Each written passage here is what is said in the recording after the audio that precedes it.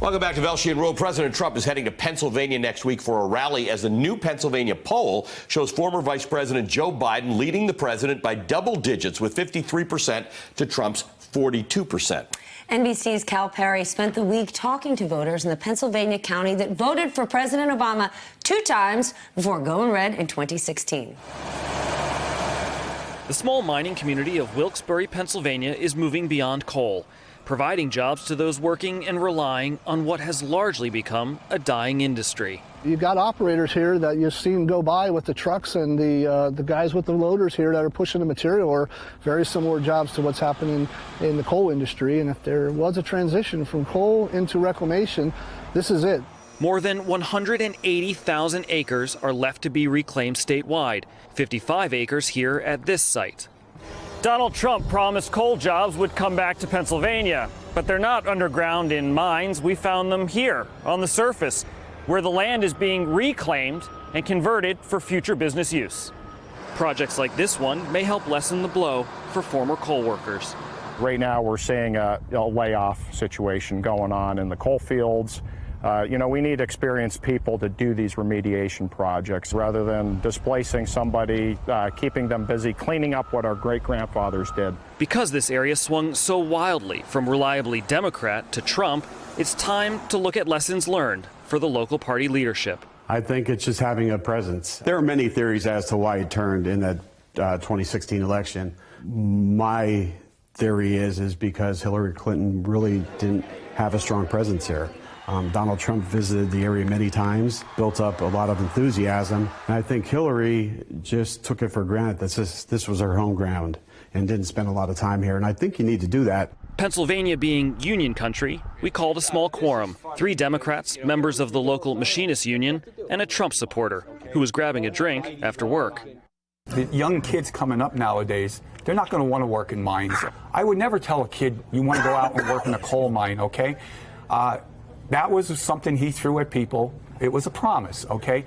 And people bought it. Well, some people in the union voted for Trump. Does that explain sort of what happened? I mean, how big of a part is that? And will it factor in 2 years from now? Well, the biggest part of it was a lot of people that were union in our plant that voted for Trump told us the reason they voted for Trump was because of the promises he made, okay? And they thought because he came off as, I'm not a politician, he was going to be truthful and he would fulfill his promises. I watched his rallies, and you said you were at them. I was at them, and he stated he was bringing manufacturing back in the state of Pennsylvania. He has, in 2.5 years, he has brought 0 manufacturing back in this area. He's only brought low-income warehousing into this area. Interstate 81, which runs south from Scranton through these hills, is now dotted with warehouses built on former coal mining sites. Major companies use this area partly because non-union labor is so cheap. The problem with these warehouses is they're paying $8 to $12 an hour. They're bringing in temporary workers. What's minimum wage in Pennsylvania? $7.75. That's awful. And these warehouses right now, there's ads in the paper every day because they can't keep employees. They can't get enough because people don't want to go and work for $8 an hour. They can't sustain a family on that. I'm going to say cheers. No, and I really, really appreciate you guys doing this. No problem, man. I'm just getting warmed up. Thank you very much, guys. I really appreciate it. Cal Perry joins us live from Kingston, Pennsylvania. Help us understand what Democrats there are hoping in terms of Joe Biden. So many of them President Obama didn't deliver for, and that's when they turned course.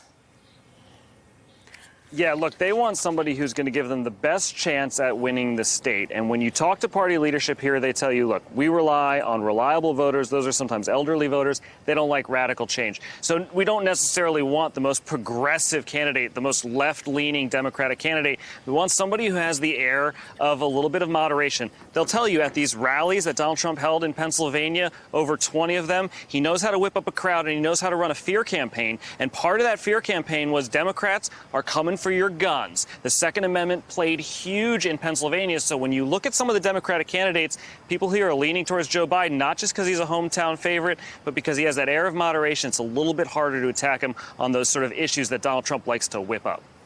Hey, MSNBC fans, thanks for checking out our YouTube channel. Subscribe by clicking on that button down there and click on any of the videos here to watch the latest interviews and highlights. You can get more MSNBC for free every day with our newsletters. Just visit msnbc.com/newsletters to sign up now.